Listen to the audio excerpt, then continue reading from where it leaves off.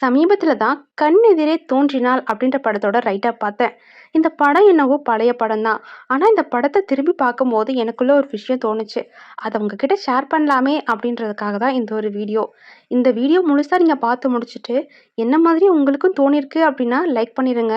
இல்ல எனக்கு தோணுன விஷயம் ரைட்டா, தப்பா அப்படின்றதையும் கமெண்ட்ல சொல்லிருங்க.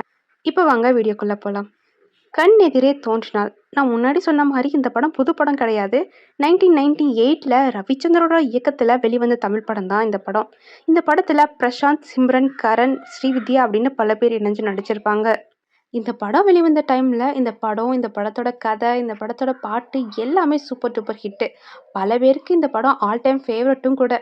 இந்த படத்துல மீசை இல்லாம வர்ற பிரசாந்த், ஒரு பணக்கார வீட்டு பையனா இப்படிதான்ப்பா இருக்கணும் அப்படின்னு ரெஃபரன்ஸ் தர அளவுக்கு சூப்பரா இருப்பாரு. கோல்டு ஃப்ரேம் போட்ட கண்ணாடி, ஒரு சின்ன ஸ்மைல், அவரோட மென்மையான பேச்சு, ஆர்ப்பாட்டம் இல்லாத எக்ஸ்பிரஷன் எல்லாமே சூப்பரா இருக்கும். அதே மாதிரி சிம்ரன் எடுத்துக்கிட்டிங்கனாலும் ஒரு மிடில் கிளாஸ் ஃபேமிலியை சேர்ந்த ஒரு பொண்ணு மாதிரி நார்மல் பிளெயினாக இடுப்பு இறுக்கி பிடிச்ச ஒரு டைட்டான சுடிதார் போட்டுட்டு கண்ணெல்லாம் வச்சு ரொம்ப அழகாவே இருப்பாங்க. கதைப்படி பிரசாந்துக்கு சிம்ரனை பார்த்த உடனே பிடிச்சி போயிடும். சிம்ரன் யார் என்னன்னு தெரியாது, இருந்தாலும் தேடி பிடிச்சி அவரோட காதலை சொல்லுவார்.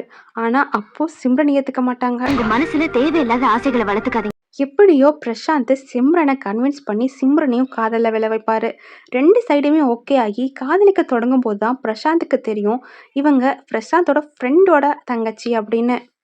அது மட்டும் இல்லாமல் பிரசாந்தோட ஃப்ரெண்டாக வர கரண் ஏற்கனவே இன்னொரு ஃப்ரெண்டை நம்பி ஏமாந்து போய் அந்த ஏமாற்றத்தோட வழியில் இருக்கிறத புரிஞ்சுப்பாரு பிரசாந்த். அதனால அந்த ஃப்ரெண்டு பண்ண தப்ப நம்மளும் பண்ணிடக்கூடாது அப்படின்னு ஃப்ரெண்ட்ஷிப்புக்கு முக்கியத்துவம் கொடுத்து அந்த காதல்லேருந்து ஒதுங்க பார்ப்பாரு.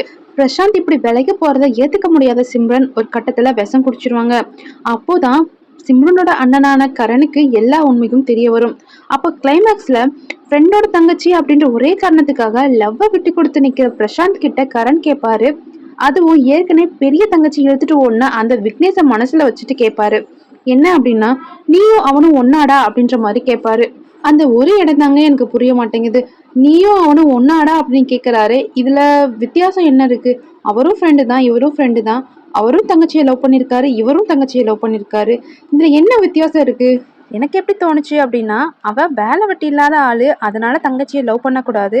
ஆனா நீ பணக்காரனாச்சே, நீ என் தங்கச்சியை லவ் பண்ணிக்கலாம் அப்படின்னு சொல்ல வர மாதிரி தோணுச்சு.